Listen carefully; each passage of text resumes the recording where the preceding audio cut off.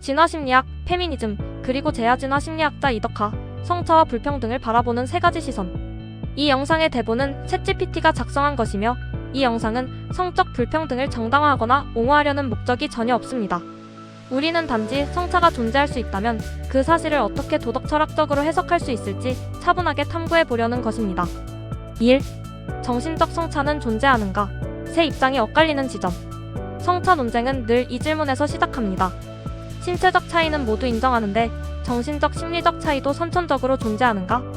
진화 심리학자들은 남녀가 평균적으로 조금씩 다른 성향을 보일 가능성이 매우 높다고 봅니다. 남성은 더 경쟁적이거나 위험 감수적이고 여성은 공감 능력이나 대인 신호감지 능력이 더 섬세하게 나타나는 경향 등 연구에서 반복되는 패턴들이 있죠. 많은 사람들은 성향만 떠올리지만 진화 심리학은 능력 차이까지 폭넓게 연구합니다.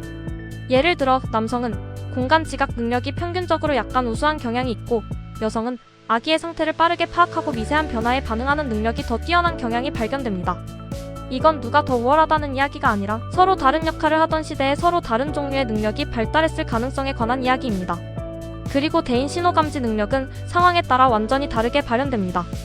아기 돌봄, 정서적 소통, 관계적 미세 신호 파악은 여성이 평균적으로 더 민감할 수 있지만 전투나 사냥처럼 생존에 직결되는 순간적인 판단, 위협 감지, 공격성 조절 같은 능력은 남성이 더 뛰어나게 나타날 수 있습니다.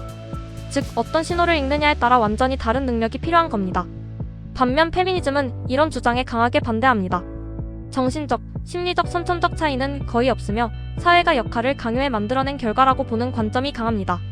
남녀는 동등해야 한다는 도덕적 목표가 워낙 강력하다 보니 때로는 그러므로 실제로도 같아야 한다라는 결론까지 먼저 고정해버리는 경우가 있습니다. 여기서 재야 진화 심리학자인 이덕화가 등장합니다. 그는 학계 연구자들은 정치적 위험 때문에 말을 아끼는 부분까지 포함하여 지금까지의 연구 흐름이 실제로 어떤 방향을 가리키고 있는지 아주 직설적으로 정리하려는 사람입니다. 그를 두고 다수파보다 더 솔직하다고 하면 다수파가 성차를 숨긴다는 오해가 생기지만 실제로는 다수파도 성차의 존재 가능성을 인정합니다. 다만 지능분포 차이처럼 폭발성이 큰 화제에 대해서만 말을 아끼는 것이죠. 그런 점에서 이덕화는 말을 아끼지 않는 편이다라고 표현하는 것이 더 적절합니다. 2. 자연주의적 오류와 도덕주의적 오류. 누가 무엇을 잘못 이해하는가? 이 논쟁에서 반드시 짚고 넘어가야 할 두 가지 철학적 오류가 있습니다. 하나는 자연주의적 오류, 다른 하나는 도덕주의적 오류입니다. 자연주의적 오류는 사실이 이렇다, 그러므로 도덕도 그래야 한다 라고 결론 지어버리는 실수입니다. 예를 들어 남성이 공격적이다, 따라서 남성이 사회를 주도해야 한다는 식의 비약, 이런 건 명백한 오류입니다. 반대로 도덕주의적 오류는 도덕적으로 이래야 한다, 그러므로 사실도 이래야 한다 라는 비약을 말합니다. 예를 들어 남녀는 동등해야 한다, 그러므로 선천적 성차는 없어야 한다, 따라서 실제로도 없다 라는 흐름도 결국 도덕이 사실을 밀어내는 오류입니다. 일반 대중은 이 두 오류를 정말 자주 범합니다. 그런데 전문가들은 생각보다 이 오류를 거의 범하지 않습니다. 진화 심리학자들은 자연주의적 오류를 엄청 경계합니다. 그들은 사실을 설명할 뿐이며 그 사실로 도덕적 결론을 내리는 건 완전히 별개의 문제라고 강조합니다. 페미니즘 진영에서는 도덕주의적 오류가 상대적으로 더 자주 나타납니다. 도덕적 목표가 강할수록 사실이 불편하게 느껴지고 그러면 데이터를 무시하거나 연구 자체를 공격해버리는 경우가 생기는 거죠. 이덕화가 이 오류들을 범하느냐는 질문에 대해 제가 확인한 범위에서는 자연주의적 오류나 도덕주의적 오류를 범한 사례를 찾지 못했습니다. 그는 사실과 규범을 철저히 분리하려는 태도를 유지하려고 노력하는 편입니다. 3. 선천적 차이가 있다면 결과의 불평등은 자연스러운가? 이제 매우 민감한 주제를 이야기해봅시다. 성향과 능력의 평균 차이가 실제로 존재한다면 기회의 평등이 완벽하게 보장된 사회에서도 결과의 불평등은 자연스럽게 나타날 수 있습니다. 남성이 위험을 감수하는 선택을 더 많이 하고 경쟁적인 직업을 선호하는 경우가 많다면 보상이 큰 자리로 더 자주 이동할 가능성이 있습니다. 반대로 여성이 아기 돌봄이나 정서적 유대에 더 끌리는 경향이 있다면 경력 단절이나 직업 선택의 변화가 더 자주 나타날 수 있고요. 이런 작은 차이들이 1년, 5년, 10년, 20년씩 누적되다 보면 그 결과는 꽤 큰 차이로 보이게 됩니다. 이것이 반드시 차별 때문이라고 단정할 수 없는 이유입니다. 진화 심리학자들은 이런 메커니즘을 알고 있지만 이 이야기를 꺼내면 공격받기 쉽기 때문에 조심스러운 태도를 보입니다. 페미니즘은 결과의 차이를 구조적 차별의 증거로 보는 경향이 강해서 이런 설명을 거의 받아들이지 않으려 합니다. 반면 이덕화는 이 점을 가장 정면으로 말합니다. 기회를 공정하게 주면 선택은 다르게 나타날 수밖에 없고 결과의 불평등은 자연스러운 흐름일 수 있다고 말하죠. 4. 숙명론의 문제. 무엇이 두려운가? 숙명론이라는 단어는 사람들을 굉장히 불편하게 만듭니다. 마치 아무리 노력해도 소용없다는 식의 절망적인 메시지가 숨어 있을 것 같아서죠. 하지만 우리가 이야기하는 건 그런 극단적인 의미가 아닙니다.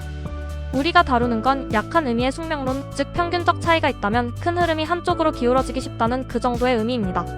진화 심리학자들은 숙명론으로 공격받을까봐 이 문제를 걷어차듯 피합니다.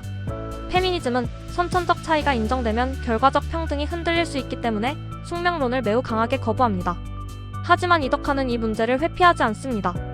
평균적 경향이 존재한다면 사회적 결과가 어느 정도 방향성을 가질 수밖에 없다는 사실을 그대로 인정합니다. 그렇다고 해서 어차피 다 정해져 있다는 강한 숙명론을 주장하는 것도 아닙니다. 5. 기회의 평등과 결과의 평등. 왜 충돌할 수밖에 없는가? 기회의 평등은 출발선의 공정함을 의미하고 결과의 평등은 도착선의 비슷함을 의미합니다. 이 두 가치는 현실 세계에서 충돌합니다. 기회를 평등하게 주면 사람들은 각자 다른 성향에 따라 다른 선택을 하고 다른 선택은 당연히 다른 결과를 낳습니다. 반대로 결과를 억지로 비슷하게 만들려 하면 필연적으로 누군가에게 더 많은 기회를 주거나 덜 주는 개입이 필요해지고 그 순간 기회의 평등이 깨집니다. 진화 심리학자들은 기회의 평등을 중시하지만 결과 불평등 이야기엔 말을 아끼고 페미니즘은 결과의 평등을 중시하기 때문에 적극적인 개입을 선호합니다. 이덕화는 기회의 평등이 붕괴되면 결국 모든 정의의 기준이 사라진다고 봅니다. 6. 왜 남성이 사회적 지위에서 더 앞서 나가는가? 복합적인 원인들. 이 주제 역시 민감하지만 많은 진화심리학적 설명이 존재합니다. 어떤 하나의 이유 때문이 아니라 여러 성향이 같은 방향으로 조금씩 작용하는 겁니다. 경쟁 성향, 위험 감수, 공격성 조절, 공간 지각 능력, 지능 분포의 폭, 그리고 여성의 돌봄에 대한 강한 관심과 관계적 집중력 등 이 작은 요소들이 시간이 흐를수록 누적되고 결국 사회적 지위에서도 평균적 차이가 나타날 수 있습니다. 이건 차별을 옹호하는 게 아니라 현실에서 관찰되는 패턴을 설명하는 것입니다. 정책과 도덕은 사실을 이해한 다음에 세워져야 합니다. 사실을 먼저 부정해버리면 그 어떤 해결책도 제대로 작동하지 않습니다. 7. 결론. 세 입장이 각기 놓치고 있는 것들과 우리가 끝내 마주해야 할 사실. 진화심리학은 과학적 설명에서 강하지만 정치적 부담 때문에 조심스럽고 페미니즘은 도덕적 목표가 강한 만큼 사실이 불편할 때는 회피하기도 하며 이덕화는 불편함을 감수하고서라도 사실을 있는 그대로 바라보려고 합니다. 제가 보기에 이 세 입장 중 사실과 규범을 가장 정확하게 분리해서 말하는 사람은 이덕화입니다. 그리고 진정한 평등은 사실을 분명히 보고 난 뒤에야 비로소 설계될 수 있습니다.